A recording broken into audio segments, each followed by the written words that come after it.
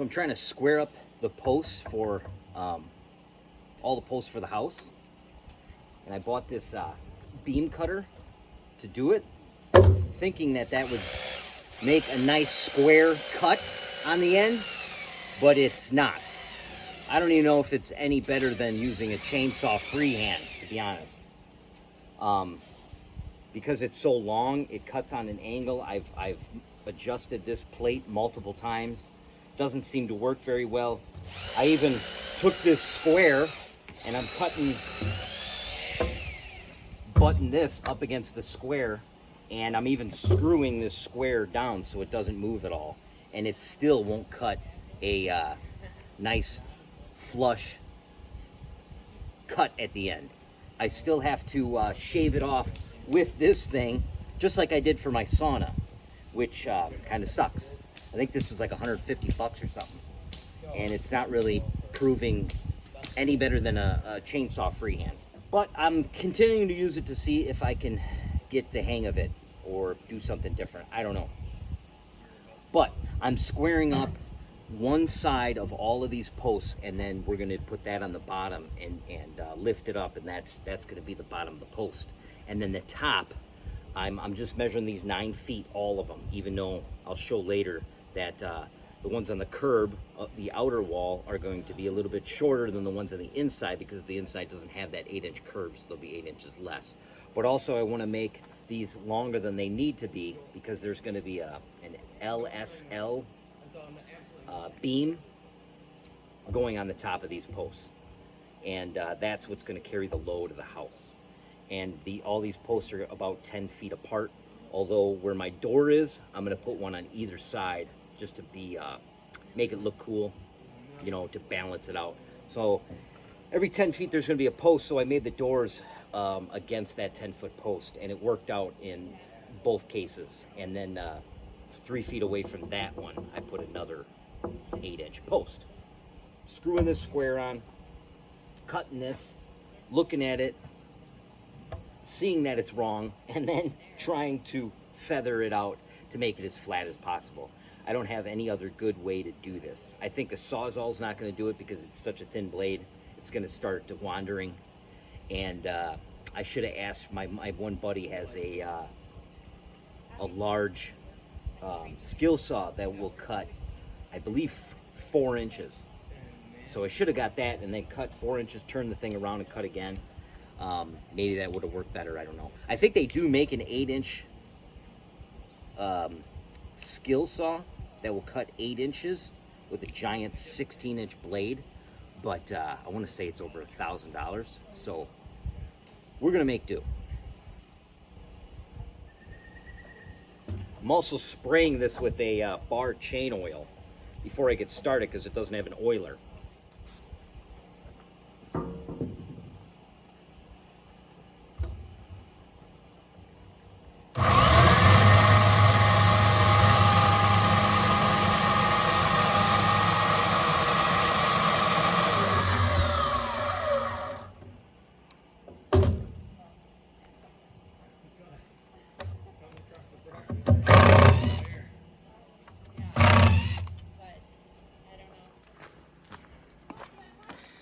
So here's the cut. So you can see flush on the top, and on the bottom there's almost an 1/8 difference. Now this way wasn't too bad. You can see how far that is off.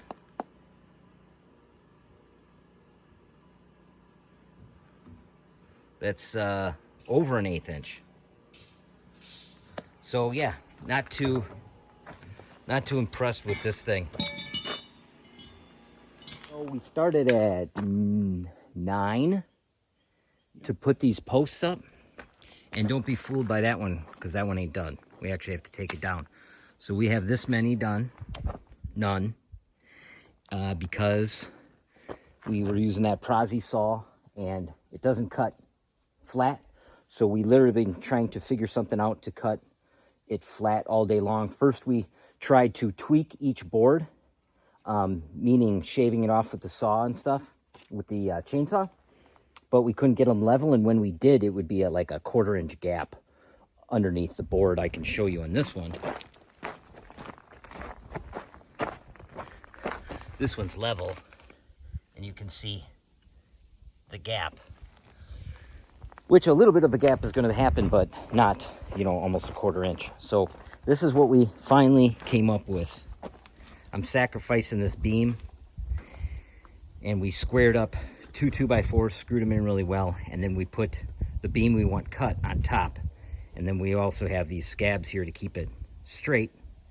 And then we're picking up the saw sideways, and then the 2x4s, that Alaskan chainsaw mill runs the rails and cuts that, and it's actually worked really well. So we have 3 cut, and they're like almost perfect, which really comes in handy when you're setting it on the concrete to get it square. We having a fun day? Blast.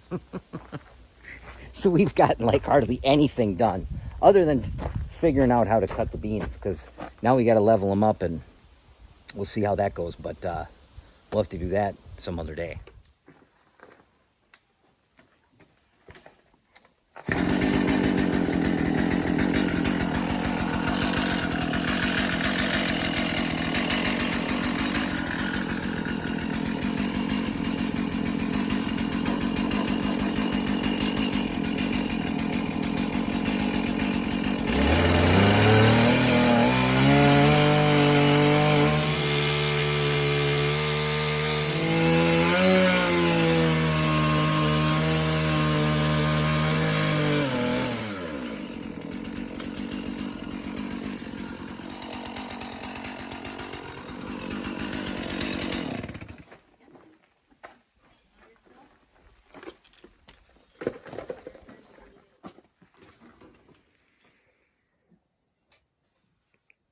What are we doing, honey? We know where we're headed. Transferring the bedroom into the living room? Voila, just like magic. Becomes bedroom, becomes living room. Somebody doesn't like mornings. He doesn't get up, so he stays in the blanket chest there. Let's go to the job site.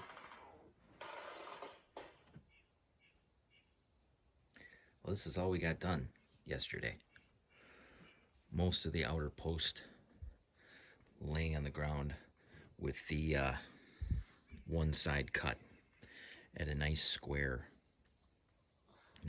cut. So hopefully we can lift all these up and get them level today. I'm not super optimistic, but we will try. And I'm still 3 short. I still need 1 in the corner. This post is going there. And then I need 1 on either side of the house that ties into here, which is going to be the worst one because I got to cut all those logs down at a nice straight cut to have a post butt up against it with very little gaps. So it looks nice. And then I have to do the exact same thing again for all the inner posts, and they're not load bearing. They're pretty much there for butting the cordwood too, just like that. I need something to come and butt the cordwood too. So I could have used 6x8s or something like that, but I just went with 8x8s again. But we should have a very strong house. And if I tie the inner and outer posts together, that would be good. I've come up with something to tie them two together because they're going to be right next to each other, 5 inches apart, like blocks in there, and like really solidify them two together. That would be nice. Who needs a basement when your house is 32 8x8s holding it up? So after about less than 3 hours, we've gotten this many posts up. We're starting on the back side now. We still need to cut the flush square, one more board or one more post up for the corner. But I'll show you what we kind of got going on. So we anchored in 2 brackets, both sides. I put 1 pin on the outside hole and then 1 on the inside hole just to change it up. I'm not sure which one's stronger, so I just went that route. And then we're putting in 6-inch spacks, those big timber type screws in there, 1 on either side. And then we're using the membrane that I have underneath the sod roof there. It's kind of made for attaching to concrete too. And we just cut 8-inch squares out of it, and I'm putting 1 on the bottom so no moisture gets soaked up into the post. And I'm actually on these doorway posts, I'm putting 1 on the side also for the same reason.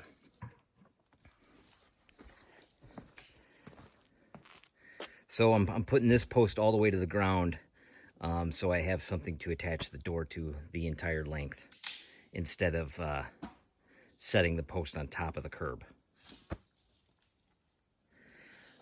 And when we get all these done, then I have to go around and do it all over again. So there's going to be another post right in line with every single one of these.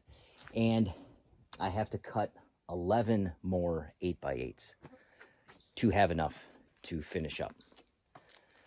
But if I get the outer post done today, that will be an accomplishment. But so far we know what the heck we're doing, and they're turning out really good. You can see that they're perfectly in line. So that's a good sign.